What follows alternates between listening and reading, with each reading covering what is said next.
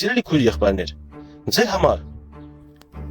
հաճելի էր, երբ որ մարդկանց գնդակահարում էին Երևան։ Ձեր համար հաճելի էր, որ պատիեզներում ծեծում էին։ Հաճելի չէ, չէ՞։ Ֆիզիկական բռնություն է, չէ՞ դա կոչվում։ Բա դուք ինչ իրավունքով եք այլ քաղաքական անձերի կամ այլ մարդկանց բլոգեր կլինի, լրագրող կլինի, քաղաքական գործիչ կլինի։ Ինչ իրավունքով եք իրանց հոգին խոցում։ Եք ինքնասիրությանը կպնում։ Եթե ձեր համար ֆիզիկական մարմնական վնասվածքը ավելի կարևոր է, քան թե հոգեբանական վնասվածքը, մտավոր ինքնասիրության, այսինքն արժանապատվության, կներեք իմ համար արժանապատվությունը վերաֆիզիկական վնասի։ Իմ մարմնի վրա սպի կա։ Սպի կա տարբեր ձեռի սա, երեսից կարող է լինի, գլխի սա, մեջքի սա, ամեն տեղի վրա սպի կա։ Ես դրանից վատ չեմ զգում։ Բայց ես վատ կզգայի, եթե իմ արժանապատվության, իմ ինքնասիրության վրա սպի լինի։ Ինչու եք քաղաքական գործիչների կամ ընդհանրապես ձեր կարծիքը չկիսող